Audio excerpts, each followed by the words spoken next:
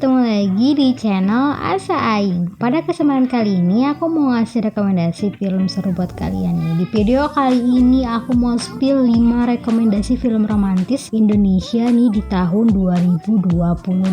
Cocok banget nih buat kalian yang lagi bucin-bucinnya ya pasti ya guys ya. Pasti lagi bucin. Pasti kalian baper banget kalau misalkan kalian udah nonton nih yang di video yang kita spill kali ini. Langsung aja kita ke daftar 5 film romantis Indonesia tahun 2022.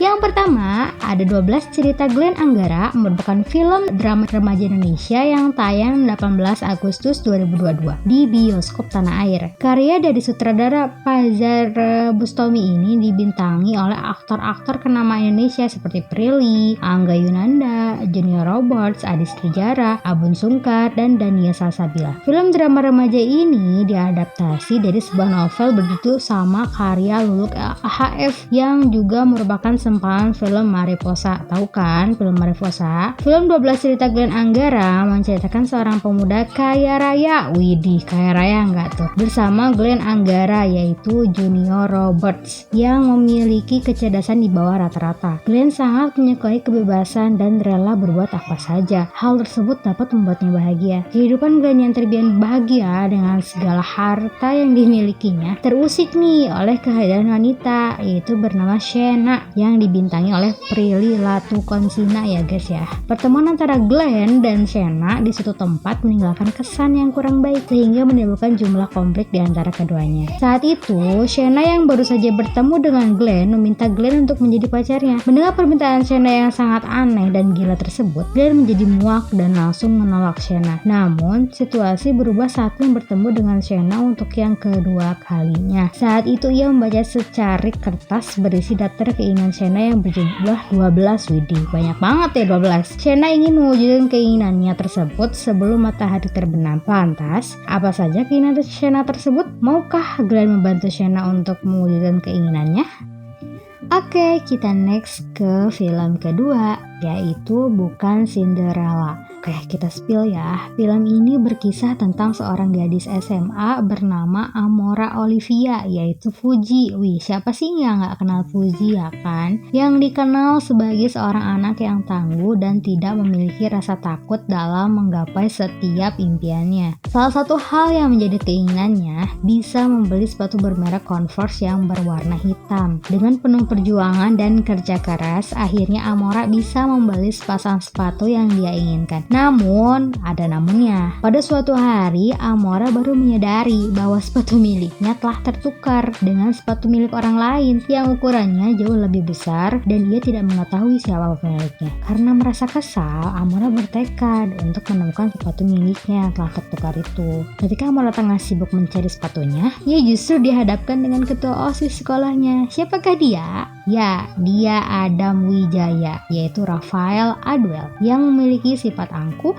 disiplin, dan dingin. Amora yang selalu berteriak di sepanjang lorong sekolah untuk mencari sepatu miliknya malah dibawa ke ruang BK oleh Adam karena merasa terganggu dengan tingkah Amora yang membuat kegaduhan. Dari hal tersebut, permusuhan dan persatuan antara Adam dan Amora mulai muncul. Wah, ini nih titik serunya ya guys ya. Kemarahan Amora yang memuncak membuat perseteruan antara keduanya berlanjut di lapangan sekolah. Widih, di lapangan sekolah nggak tuh? Lantas, bagaimana kelanjutan dari kisah Amora dan Adam? Akankah sepatu milik Amora yang tertukar sebelah bisa ditemukan?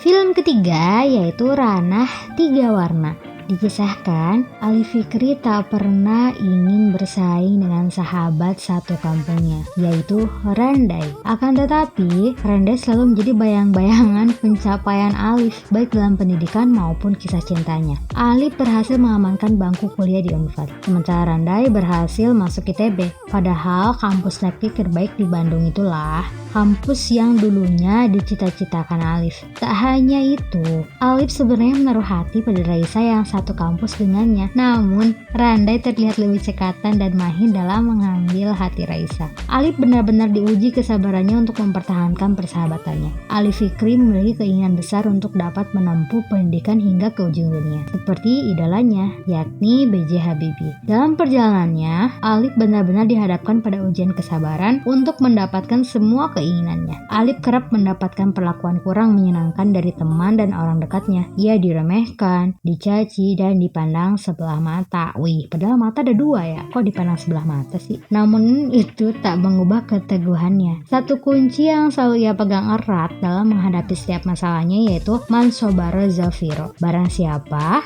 bersabar maka dia akan beruntung. Beruntung dalam pertaruhan hidup. Film produksi MNC Victory Movie ini berhasil mengemas moral yang disampaikan penulis pada generasi milenial. Juga dibalut dengan tradisi dan budaya Minang yang kental sehingga memberi karakter dan ciri khas pada alur ceritanya. Sebelum diangkat ke layar lebar, Ranah 3 Warna pernah ditayang di Jakarta Film Week pada 18-21 November 2021. Alim Studio bertindak sebagai pengarap naskah film durasi 2 jam 30 menit ini. Ranah 3 Warna, aktor dan aktris bernama di Indonesia itu menyemarakan film ini seperti Lukman Sardi, Doni Alamsyah, Raim Laude, Asri Walas, dan Maudi.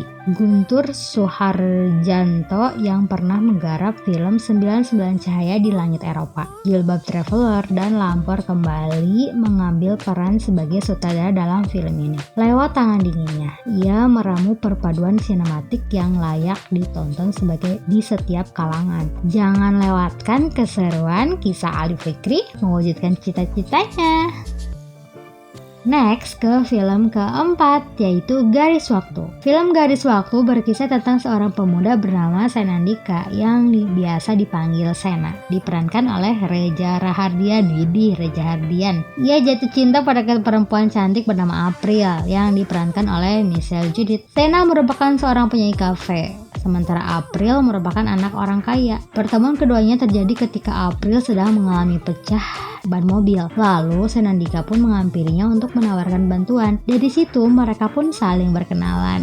Pandangan pertama. Tak hanya itu, Sena juga mendapatkan nomor ponsel April. Gercep banget ya. Berawal dari pertemuan tersebut, lama-lama Sena dan April pun menjalin cinta. Namun, hubungan mereka ditentang oleh ayah April dengan alasan tertentu. Untuk membuat hubungan mereka renggang, sang ayah mengirim April untuk pergi ke London. Waduh, jauh amat. Nah, pada saat berada di London, April menitipkan Sena pada Sanya yang diperankan oleh Anya Geraldine, sahabatnya. Sanya merupakan seorang produser musik yang diharapkan bisa membantu untuk mengorbitkan Sena. Hal tersebut dilakukan April agar Sena bisa menjadi penyanyi sukses. Tujuannya agar ayah April tidak lagi memandang Sena sebelah mata karena dia punya dua mata ya ya. Kan tetapi yang terjadi benar-benar di luar dugaan April. Saat dirinya kembali dari London, April melihat Sena dan Sanya sedang bercumbu mesra layaknya sepasang kekasih. Ditikung. Tentu hal tersebut membuatnya sakit hati karena merasa dihianati oleh pacar dan juga sahabatnya sendiri. Hubungan antara April, Sena, dan Sanya pun menjadi kacau. Lantas, seperti apa kelanjutan kisah cinta segitiga mereka?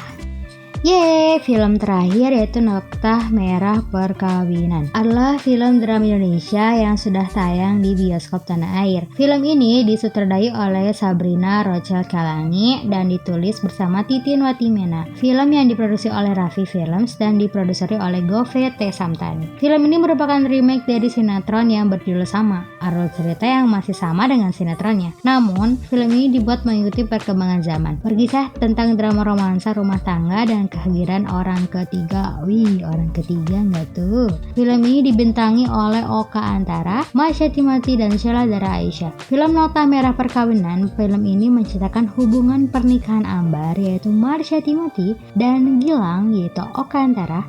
Walaupun setelah 11 tahun menikah dan memiliki bagas yaitu Jaden dan Ayu Alicia Fakhira, hubungan mulai memasuki masa-masa kekecewaan atas berbagai hal dalam pernikahan mereka, apalagi setelah pertengkaran hebat akibat campur tangan kedua orang tua mereka. Gilang bekerja sebagai landscape architect, sedangkan Ambar mengurus rumah dan anak-anak dan berusaha menyibukkan diri dengan mengajar workshop keramik, dan di sanalah ia berkenalan dengan Yuli yaitu Sheila Dara yang menjadi salah satu murid di kelasnya. Kenyataannya hubungan Gilang, Ambar, dan Yuli menjadi semakin rumit setelah Gilang mengerjakan proyek taman milik Kemal, yaitu Roy Sungkono. Siapakah dia?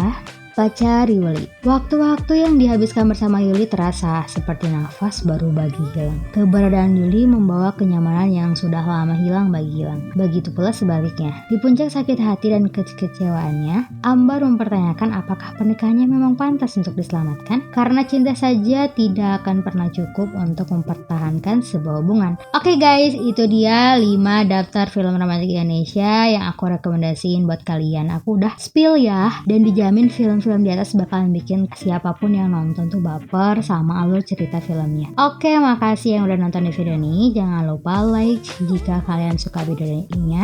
Aduh, baca laptop.